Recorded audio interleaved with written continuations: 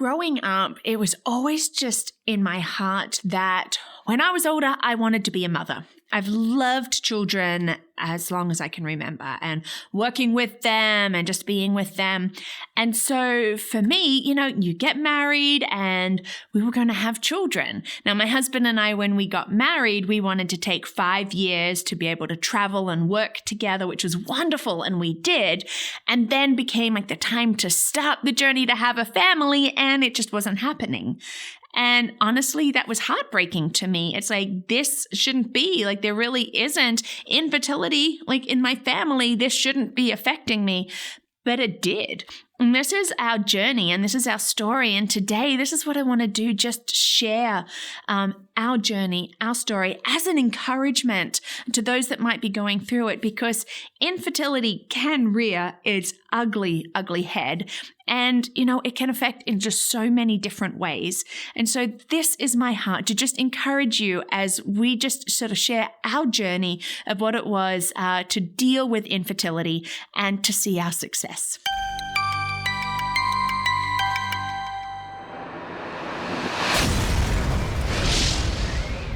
Hi, and welcome to Learning Life, and thank you so much for joining me today.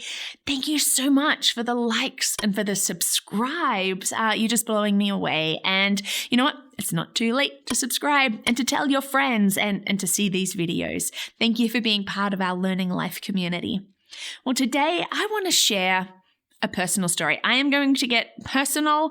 I am just going to get right in there as I want to talk about infertility, and in particular, like our journey. Like for my husband and I, it wasn't anything that was on our radar, that this is something that we were going to deal with. We just knew that we wanted to have children, and we knew that there were some things medically for me that could make it maybe a little tricky, but we didn't think that when we started that it was going to be an additional 8 years for us to get pregnant. Now, infertility is defined as the inability to get pregnant in conventional means after a 12-month period. And, some people know beforehand that there's things, but generally, you're not getting pregnant after a year, then you're probably dealing with some infertility issues. There are so many, various reasons why we can. Nobody is the same. Nobody's story is the same. I know that I can share my story and be aware that it is not the same for somebody else, but it's not going to stop me sharing it because I do want to encourage. Now, when we were facing all of this, I'm a researcher and I love information and I love facts. Oh, I love facts and statistics.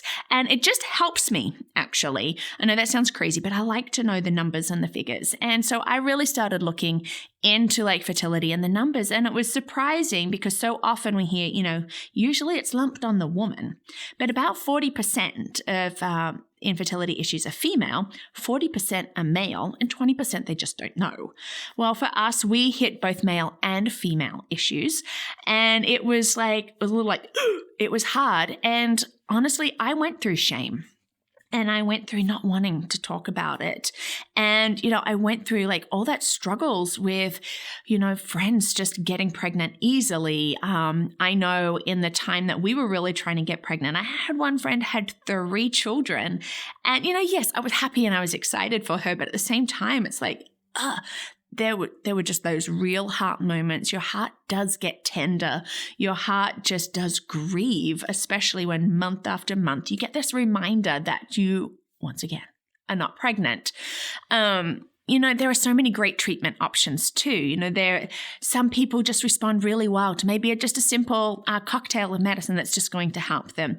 Others, like us, end up having to have IVF with ICSI. I'll explain some of that in a bit, but there's everything in between. And it just made me realize how much I love science. I never thought that I really loved science as much as I did till I started looking at what we can be doing to help people fulfill their dream of having children. Now, yes, does it mess up our bodies? Mm-hmm. Did it take a while for my body to get over a lot of the treatments? Yes. But do I think it was 100% absolutely worth it? yes, and so you might not have to go the IVF route. Maybe you just have like some simple things that can help, but there's everything in between, but that doesn't make your story any less of mine, because we all have our heart issues. We all have our struggles with this, and infertility is a struggle. Families do break up because of it. I know for my husband and I, we really we held on to each other and we worked through this because, when you get that long list of issues, you sort of start feeling very overwhelmed. Now, we had done a lot of the natural things and just really working with natural doctors and osteopaths and stuff like that to just try and see what could we do to just get my body back in balance and seeing if it could be doing those things. Well, that wasn't working. It really wasn't working. So we went the next step, which was to go and get the answers. We really wanted to know. We wanted to know what was going on and was there something that we could do about it? Because quite frankly, the not knowing is the worst.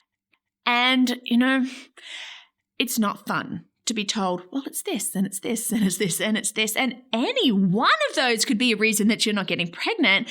And it's sort of like you feel like, and congratulations, out of all of these, you've hit most of them. And I went through just major grieving on that, major anger. Like, this is not okay. Now, I knew that I had PCOS, and that was an issue. I knew I wasn't ovulating because we had tracked, and, over 6 years of not ovulating can really weigh you down. I knew that I had the MTHFR gene mutation that also creates issues. But then there were other things that we were finding out. And then my husband had an unexplained low sperm count. And you know what? You need that too in order to get pregnant. But we had a fantastic fertility specialist, one that I just highly recommend. His encouragement, his patience, his willingness to answer questions, to laugh with us. When I get sort of stressed or maybe overwhelmed, just end up cracking jokes, and he would laugh with us. His entire office were just so supportive, and I love that. One of the things that is really needed when somebody is dealing with infertility is support. And maybe that is a support of a really good facility, but it's also the support of our friends. I feel really blessed. We didn't have family here in this area, but I had some friends that I could turn to. One came with me one day when my husband could not make the appointment. And this was like the, hey, this is what's wrong with you appointment. And to just have somebody drive that hour drive with me. Actually, we got stuck in traffic, so it was longer. And to be there and to hear, and then to be that sounding board and be like, I thought I heard this, is this right? And coming home, that means the world to me that someone was willing to do that. And another friend another time came to an appointment and we laughed our way through it. Like, again, it was great driving that hour to and from and just laughing when you're getting there in what can be like just a very emotional sort of fraught situation. I am totally blessed by that. And just friends who were just there when I needed to cry, and friends who just were supportive and were like, you know what, it's okay. We're here with you in this, made such a difference. I would be a huge, complete mess. Maybe we wouldn't have gone as far as we did in this if I didn't have that support. And I think that is just really important. And so to all of my friends, if you're watching this, those that just stuck by us through those years of me being like psycho and crazy and up and down on hormones and everything, like, thank you. I really can't thank you enough. And just thank you for being there and loving us so well. So I want to share, really, the end of our story. The end of our story is twins. Never thought that was really going to happen, but we have an IVF success story. Don't take that for granted. We sort of took out a loan, we saved up our money, we asked for help, and we went for IVF. This was after trying a number of different things. A great doctor who was like, you know what? We don't have to jump straight into IVF. I really think that this is what it's going to be, but let's try some things. And that really helped me to prepare emotionally for IVF. It is a huge thing. But during that time, there were needles and there's shots and there's blood tests and there's ultrasounds and, you spend a lot of time, in and out and up and down. And, for me, having an ovary that liked to hide, jumping up and down in a bathroom to try and see if it would shift so that they could find it. These are things that I laugh about now, not necessarily then. But we did. We decided we would take that chance with IVF. And so actually it was in the middle of the ice storm of 2014 in Atlanta that we were going through all of that. We'd started, you've got your shots in the mornings and all of these different things. And then the ice storm hit. So I'm already feeling a little, and my doctor's like, you know what? You're a delayed response. If we don't see anything change, we might have to just cancel this. And my brain is already like, I've just shot myself up with $5,000 worth of drugs. What do you mean you want to stop this? Not happening. So ice storm, we needed more meds, which had to come from up the north. You couldn't buy them anywhere in Atlanta. The storm stopped everything, so FedEx couldn't deliver. It just got delayed. Actually, FedEx told us that they would deliver. Then it didn't happen. They sent us to the wrong facility to pick them up. We finally make it to the right facility, get those drugs. I'm standing in the parking lot shooting myself up with these meds because if I didn't have it really within this window, it would mess everything up. Highly stressful. And, it was just like, is this going to work? Honestly, I had in the back of my mind, this is not going to work. We're spending all of this money, all of this emotion. It's not going to work. Became very pessimistic about it, but we still pushed through. My husband, he was the encourager. He goes, no, we're going to get pregnant. This is going to be great. Well, we hit egg retrieval and they got 7 eggs. And I remember feeling disappointed, thinking only 7, here are the stories of these multiple eggs. And my doctor's like, Michaela, considering your egg reserve, which was extremely almost minimal, he goes, I am so excited. We got 7. I never thought that we'd even get 7. And from that, 3 embryos were created. And we used ICSI, which is fantastic. So they drill this hole, in this tiny, microscopic little egg, and then they hand select sperm and put it in. Again, love science. And so we had 3 embryos. Now, because I was delayed, we decided to freeze the embryos and wait 2 months. So it was just a month, just let my body settle for a bit, and then start shooting it up again to try and make my uterus nice and fluffy. Because one of my issues was not producing enough lining. So we wanted to make sure it was a good place to just transfer those embryos. Well, we did. We transferred those embryos. That was just fantastic to watch, in the ultrasound, and you see them go, and then hope above all that they would stick. Well, we were given not a great chance that one of those 3 embryos would take. They did transfer all 3, just with my age and everything going on, because I was 37 at the time. That blood test, I firmly believed that I was not going to be pregnant. In fact, I took a pregnancy test 2 days before the blood test, and it was negative. And I'm like, great. I was not nice. It was actually Easter Sunday. And, I'm like, new life. This is great. Yeah, no, it said no. And I had the blood test on the Tuesday, and I drive home. It's a 2-hour wait. I'm like, they called to say that I was pregnant, and I was just in total disbelief that this could be. And of course, then you have all these regular blood tests, and the numbers kept going up. And that ultrasound where they're like, and here's the first heartbeat, and here's the second heartbeat, and it's like, excuse me, what? We knew it was a possibility, but never really in my wildest dreams would it be that we would have twins. And we do. Fast forward in December 2014, 4 weeks early, our precious girls, Soraya and Kira, were born. Now, that birth story and hospital experiences is a completely other different story. But that's, our success. And I don't take it for granted because there so many people I know that IVF doesn't even work for them. And my heart is with them too, because I understand the fear. I mean, I actually still lived a lot of that pregnancy just in fear that something was going to go wrong. But you know what? We did it and we got it, and we have these two precious girls. And of course, everyone's like, yeah, now that you've had IVF, you're just going to get pregnant. Yeah.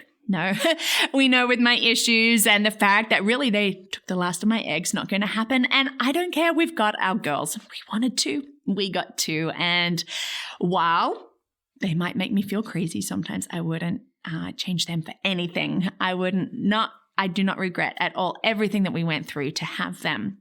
Now, there are definitely things you don't say to somebody who is dealing with infertility. I think I heard them all. You know, if you just don't think about it.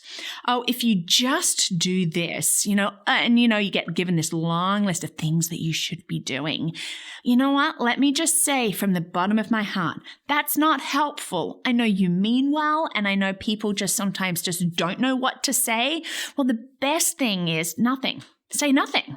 You know, don't start telling, well, if you did this, or well, so-and-so did this, because every story is different. And while, yes, you want to be encouraged, you want people to support you and to stand behind you, you don't want to be told, well, if you only did this, and this, because believe me, we know when you go through it, your brain is all the time, what if it was just this, but definitely, can I please just encourage, don't ever say to anybody who's dealing with infertility, well, just don't think about it. Just relax and it'll happen. That's the number one no. And again, there are so many other things, and I think I heard them. I had a few people that I had to walk away from because I was going to hit them. Like I was physically just going to smack them big time because they didn't really know me. They didn't know the journey, but thought that it was okay. So don't say anything. Or here, what to say and to do. Be like our friends. Go to an appointment. If you've got somebody, you know, who has to take a long drive and be there, just be supportive. Be willing to cry with them. You know, if you get a text that says, well, crap, I got my period, just respond with, I'm sorry, that sucks. Because honestly, that's all I needed to hear. I didn't need to hear that, well, better luck next time. You know, there's still opportunities. You're still young. At that point, I'm like, no, I'm 37. I am not young. And my egg reserve is telling me that I'm definitely not young. You know, just be there. Now, I had friends who admit, you know, infertility was never on their radar. They thought about getting pregnant. Woohoo, I'm pregnant. But they were some of my most supportive friends who were like, you know what, I don't understand, but I'm here for you. And that's what you do. Just sit, just be, laugh with, cry with, say all the bad words with, without any judgment. Because, you know, it is a really tough time. It is just really hard. It's not just the emotions. There is the finances. There is that relationship, you know, between partners going, this is taking a toll on us. But you know, this is our journey. And I want to say, if you are struggling with this, you know what, just remove that shame. You know what, there is no shame attached to it. It's just how your body is responding and reacting. And I'm sorry about that. And I hope that you can find answers, and I hope that they can find something like to help you with that. And hey, if you need to just talk to somebody about it, shoot me a message, because I'm an open book on it, and I just love to be an encouragement and to help in this, because I know what I went through, and I don't want people to be hearing some of the things that I heard, or to just feel the things that I felt, because it wasn't helpful. You know, we have our success, and I am completely grateful for our Kira and our Soraya, and I am so grateful for my husband, who stood by me and stood by us and believed in us and our future children even when I couldn't. You know, his strength was just phenomenal, still is. Yeah, I could keep going on, and I won't, but thank you so much for hearing my story. Thank you so much for just being here, and feel free to share this if you've got somebody that is going through infertility and maybe needs encouragement, or just give them my website so that they can shoot me a message, because I will be glad to talk to them and to be that support. So thank you so much for watching today. And yeah, if you like these videos and you want to be part of our Learning Life community, you can join us through Patreon and become one of our champions. And you can do that by checking out patreon.com or my website, learningthis.life.